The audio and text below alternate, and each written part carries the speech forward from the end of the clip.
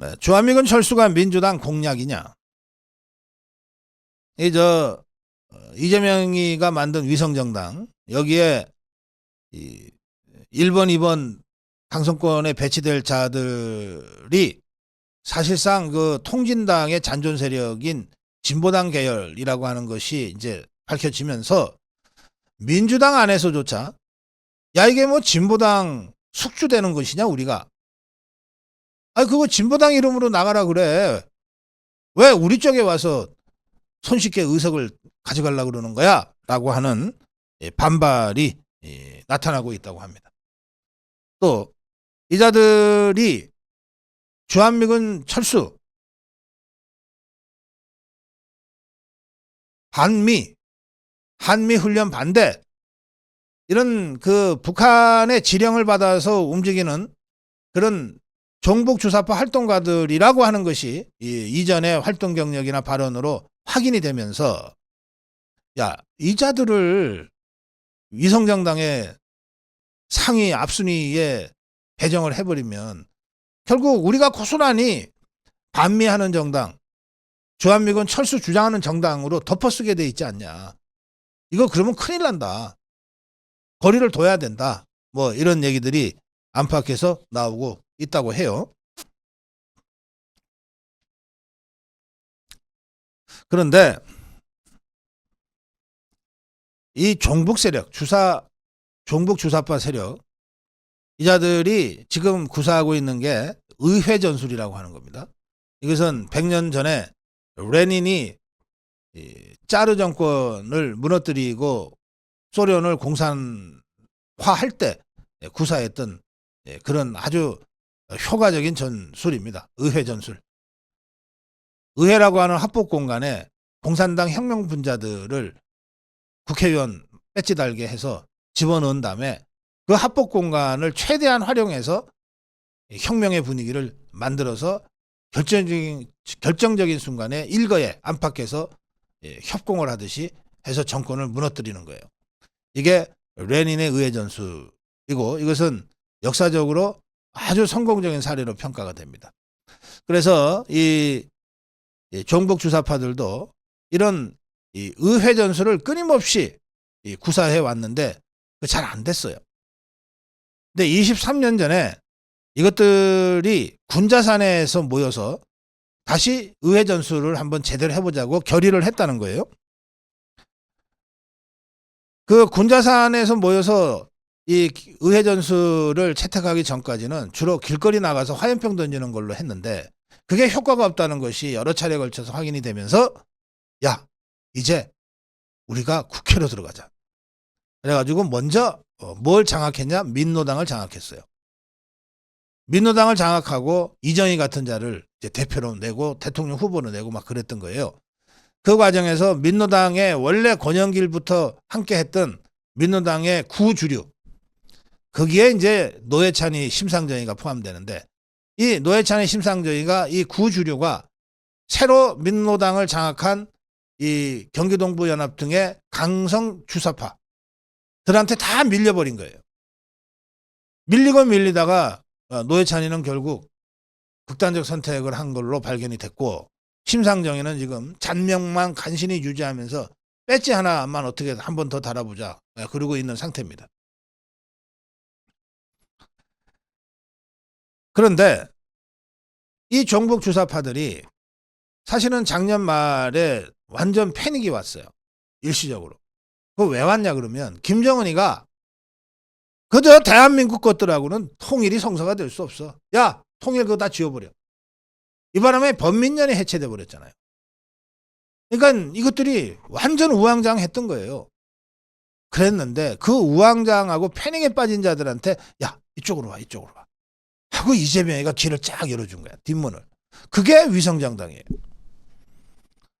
그러니까 지금 종북 주사파들한테 이재명이는 정말 고마운 은인 같은 존재입니다.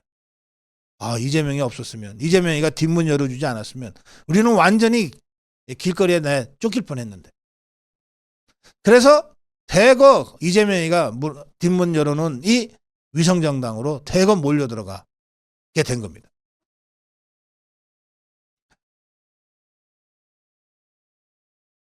그런데 이런 상황을 보면 이 이재명이 하고 종북주사파와는 도대체 어떤 인연이기에 저러나 의심을 가지 않을 수가 없어요.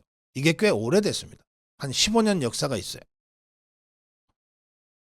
조선일보는 이 문제를 다루고 있는데 처음에 이재명이가 경기 동부연합하고 인연을 맺었던 게 2010년에 성남시장 선거 때.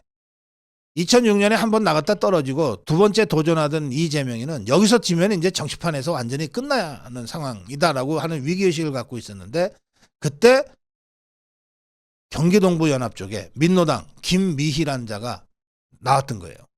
그래서 이 김미희랑 후보 단일화를 해서 간신히 성남시장이 됐어요. 그래가지고 이 김미희한테 내가 시장이 되면 인수위원회 위원장을 맡아주세요. 그래서 김미희가 인수위원장에 임명이 됐어요. 그러면서 경기동부연합 출신들이 대거 이 인수위원회에 포진하고 그리고 이재명 성남시장 밑에서 이런저런 요직을 차지하면서 이제 이재명과 경기동부연합의 커넥션이 시작이 되는 거예요. 그리고 한참 가다가 작년 재작년에 왜 전주을에서 보궐선거 있을 때 민주당이 후보 내지 않았잖아요. 그리고 진보당, 통진당 이석기 똘마니 강성희라는 자가 민주당이 내지 않은 상태에서 플래카드를 뭘 달았냐면 고맙습니다 민주당 이라는 플래카드를 내걸고 선거를 해서 배지를 달고 들어온 거예요.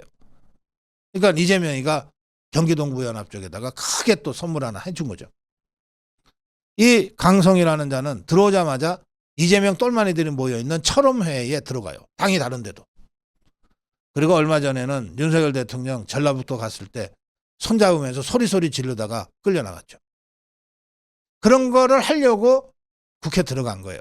그런 게 의회 전술인 거예요. 이게 국회의원이 그래 놓으니까 끌고 나가는 거 말고는 달리 사법 처리를 할 방법도 없었어요.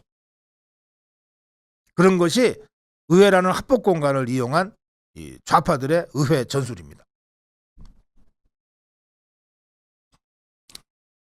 정진상의 정체가 아직은 좀 다 밝혀지지 않았는데 이 정진상이도 실제로는 경기 동부연합 출신이라고 주장하는 사람도 있다고 합니다. 이 정진상이는 이 이재명이의 그 사법 리스크를 이재명이 바로 직전에서 온몸으로 막아내고 있는 방화벽 역할을 하고 있어요. 김용희까지 지금 무너졌는데 사실상 무너졌는데 정진상이만이 이 마지막 방화벽 역할을 하고 있어요. 이재명이가 얼마나 고마웠겠어요. 그러니 재판정에서 재판장한테 갑자기 정말 생뚱맞은 부탁을 하잖아요. 저 정진상 한 분 안아줘도 될까요? 재판장이 허락하니까 이렇게 안아줬다는 거 아니에요? 둘이가 연애하는 사이가 아니면 이건 상식적으로 있을 수 없는 일이잖아요. 그러니 이 둘의 관계가 어떠했겠느냐 이겁니다. 저는 정진상이가 지금 이 조선일보는 이렇게 지금 분석하고 있어요. 정진상이가 이재명 사법 리스크를 마지막 방화벽으로 막고 있는 그 대가로 이번에 이재명이가 위성정당의 경기 동부연합 쪽으로 서너 자리를 지금 배정한 것 아니냐라고 하는 식의 분석을 지금 조선일보가 하고 있는 겁니다. 이건 한번 사실이 그런지 확인할 필요가 있겠어요.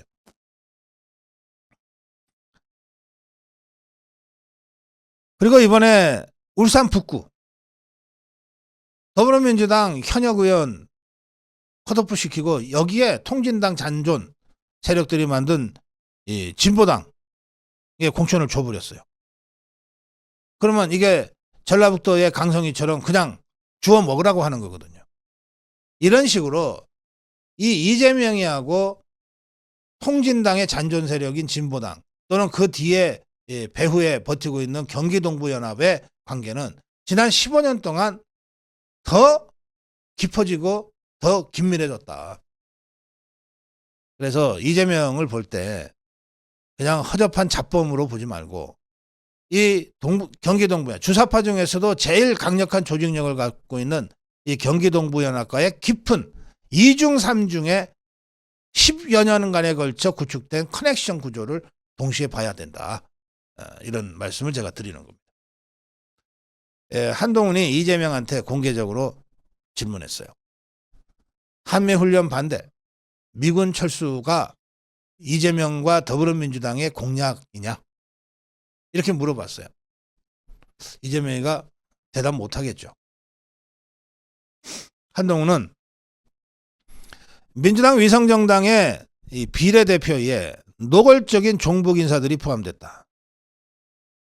한미연합훈련 반대, 주한미군 철수 외치던 단체 출신들이다. 이재명에게 묻고 싶다. 민주당 이번 총선 공약 중에 한미연합훈련 반대, 주한미군 철수가 들어가 있는 것인가?